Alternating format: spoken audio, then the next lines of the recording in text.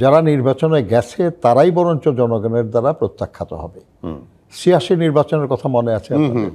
এই ৮৬ নির্বাচনের আগে যখন ৭ দল আর অন্যদিকে ১৪ দল এই আন্দোলনটা যখন বেশ জোরদার, সেই সময়ে আমরা উপজেলা নির্বাচন বন্ধ করতে পারলাম এরশাদের, কিন্তু উনি সংসদ নির্বাচন দিলেন।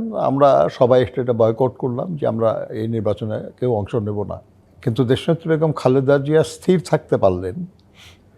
অন্যদিকে যিনি ১৪ দলের নেতা ছিলেন তিনি পারলেন না, শেখ হাসিনা, উনি পারলেন না। উনি চিটাগংয়ে বললেন যে স্বৈরাচারের অধীনে যারাই নির্বাচনে যাবে তারা জাতীয় বেঈমান হবে, কিন্তু পরের দিনে উনি নিজেই জাতীয় বেঈমান হয়ে গেলেন। কিন্তু ওই ১৪ দলের কিছু দল, ৫টা দল আপনার মনে আছে, বাম কিছু দল, তারা কিন্তু এটাতে রাজি হলো না, তারা বিভক্ত হয়ে গেল।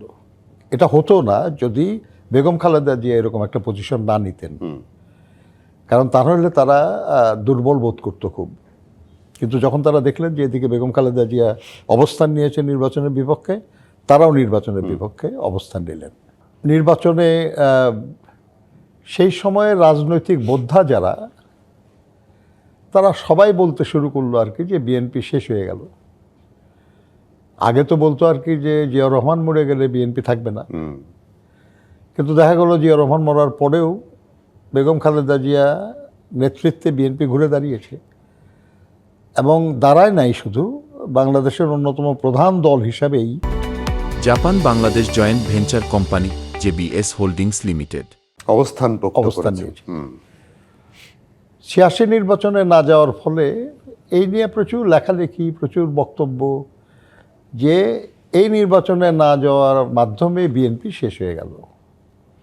কারণ যেখানে আওয়ামী লীগ, জামায়াত ইসলামী, তারপরে এরশাদের দল, তারা এই নির্বাচন করছে এবং তার সঙ্গে আরও কিছু দল আছে, সেখানে এই নির্বাচনে না যাওয়ায় বিএনপি আর থাকলো না আর কি, শেষ হয়ে গেল।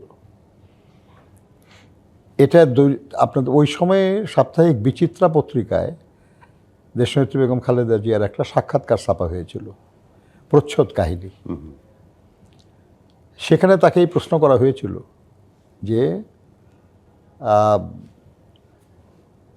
আপনার এই নির্বাচনে না যাওয়ার ফলে অনেকেই বলছে আর কি যে বিএনপি নিঃশেষ হয়ে যাবে।